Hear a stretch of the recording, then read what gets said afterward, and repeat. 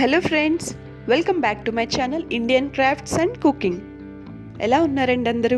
ఈరోజు నేను ఒక సింపుల్ అండ్ చాలా తక్కువ టైంలో తయారు చేసుకున్న స్వీట్ రెసిపీతో మీ ముందుకు వచ్చాను. దానికోసం నేను 750 ml పాలు తీసుకున్నానండి. వాటిని విరగొట్టుకుని ఈ విధంగా మనం తయారు చేసుకోవాలి. మనం ఆ విరిగిన పాలని స్ట్రైనర్లో వేసుకుని ఒక 10 minutes పక్కన పెట్టినట్లయితే అందులో ఉన్న వాటర్ కానీ పాలు కానీ సెపరేట్ అయిపోతాయండి.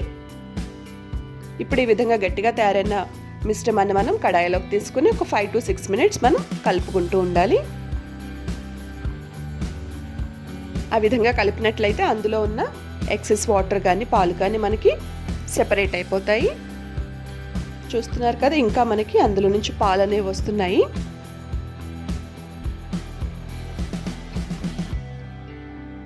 సో ఇందులో ఉన్న పాలు మొత్తం మనకి సెపరేట్ అయిపోయిన తర్వాత మనం పంచదార అనేది యాడ్ చేసుకోవాలండి.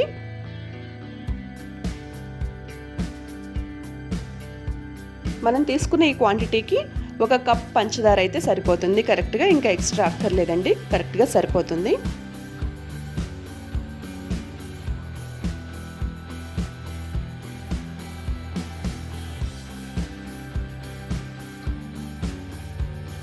పంచదార వేసి మళ్ళీ మనం ఒక 3 minutes కలుపుకోవాలి.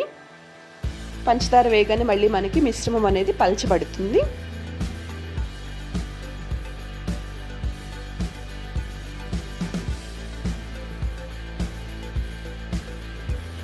మనం తయారు చేసుకున్న పాలు ముద్దలో పంచదార అంతా కలిసేలాగా చక్కగా కలుపుకోవాలండి.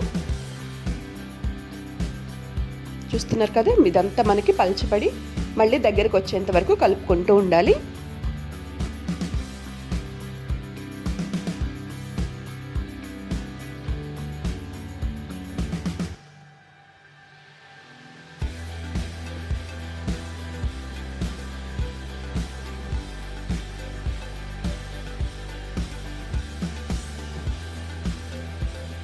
లాస్ట్లో మనం ఇందులో చిటికెడు యాలకుల పొడి వేసుకుని ఆఫ్ చేసుకుంటే సరిపోతుందండి.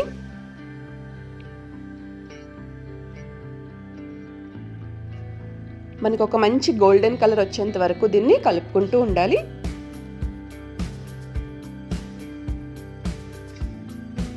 ఇది లాస్ట్ స్టేజ్కి వచ్చిన తర్వాత అడుగున మనకి అడుగంటే ప్రమాదం ఉంటుంది. సో దాన్ని మనం కలుపుకుంటూనే ఉండాలండి, లేకపోతే ఎరుపు వచ్చేస్తుంది.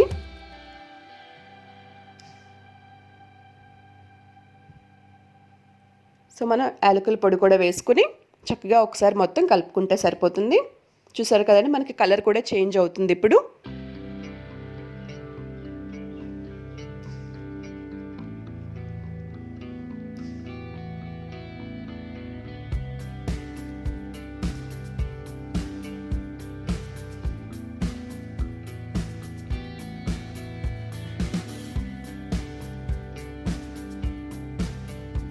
సో మనకి కావాల్సిన కన్సిస్టెన్సీ అనేది వచ్చేసిందండి.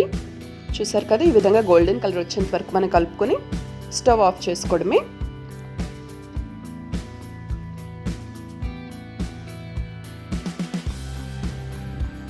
చాలా టేస్టీగా ఉంటుందండి. తప్పకుండా మీరు కూడా ఒకసారి ట్రై చేయండి.